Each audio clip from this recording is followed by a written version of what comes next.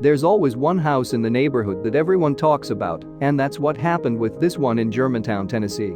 A family bought the house because they thought it would be a good place for them to live on their own. However, something unexpected happened, and their plan went wrong. It all began with an odd sound. When the family moved to Tennessee and saw the friendly neighborhood, they thought they had finally found a good place to start a peaceful and happy family life. Everything looked great and the house was beautiful. The house wasn't brand new, but it wasn't too old either. The house seemed perfect, but there was something wrong with it that the family couldn't stand. Since the house wasn't brand new, they expected the floors to creak or the water taps to drip. But it was clear that the house had been fixed up a bit to make it look good and attract buyers. But all they could hear was a strange sound, which they hoped would go away in a day or two. Things weren't that easy, though. When there's a noise in the house, it's usually easy to figure out where it's coming from. But what happened to this family was much more complicated. They didn't know where the sounds were coming from or what they were. After a while, the family couldn't sleep well, and they even started to think that the house could be found. Well, something must be wrong with the house, but what?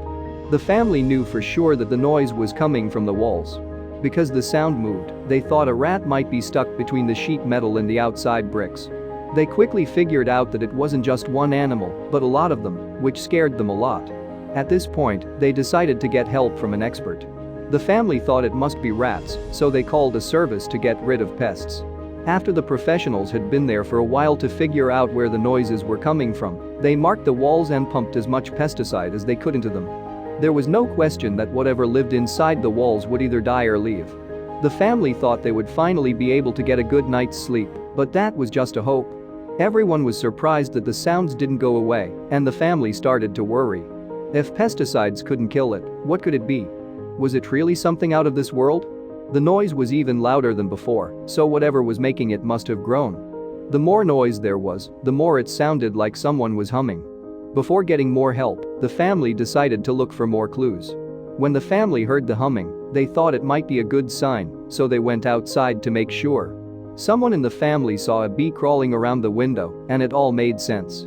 But what do you do? What can they do to the bees, and who can they ask? The family didn't want to kill the bees because they are important to the environment. But getting rid of a colony of bees can be dangerous, so they decided to call a professional beekeeper in hopes that he could solve the problem. David Glover was one of the best beekeepers in the area, so he was the perfect person to come in, get rid of these bees, and find them a new home. Well, that was the plan, at least. David was known as the Bartlett Bee Whisperer because he liked bees. This also meant that he was very careful in his work.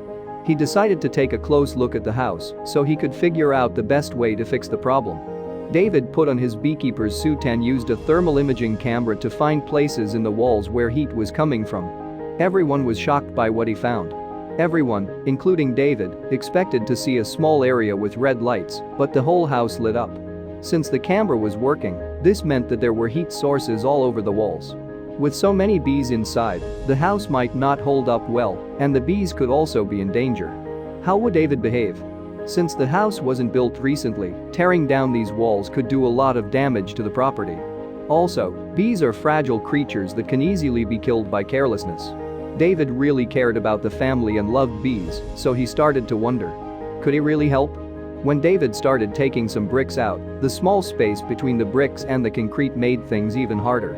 But when David saw that the hive was still there and that the bees looked healthy and happy, he felt a lot better. But how can I get them out without hurting the bees or the house? David's family told him not to worry about remodeling or anything else, as long as the noise problem was fixed. So David kept taking bricks out carefully.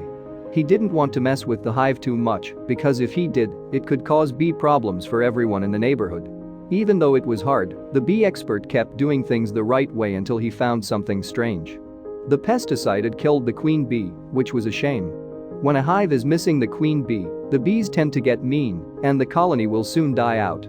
The bees stayed calm, which gave David a little bit more time to figure out what was wrong. He had to find them a new queen first, though. The bees, on the other hand, were surprisingly quiet. The beehive, on the other hand, is unique because it has two huge combs.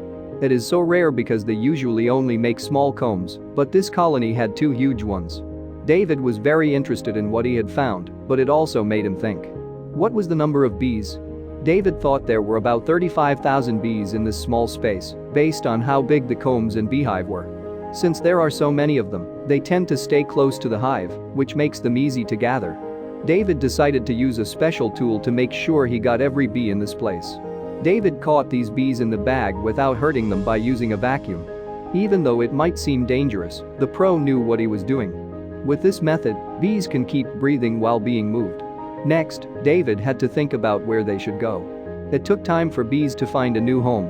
After moving these bees to a new place, the first step was to let them move into their new homes. Then David went to one of his own bee colonies and got a queen bee. He put her in the hive. Everything depended on whether or not the bees would accept the new queen. If he didn't, they would die, but he had no choice but to wait. Luckily, the colony accepted the new queen bee, which meant that David not only saved these bees and helped the family, but he also kept his own queen bee alive.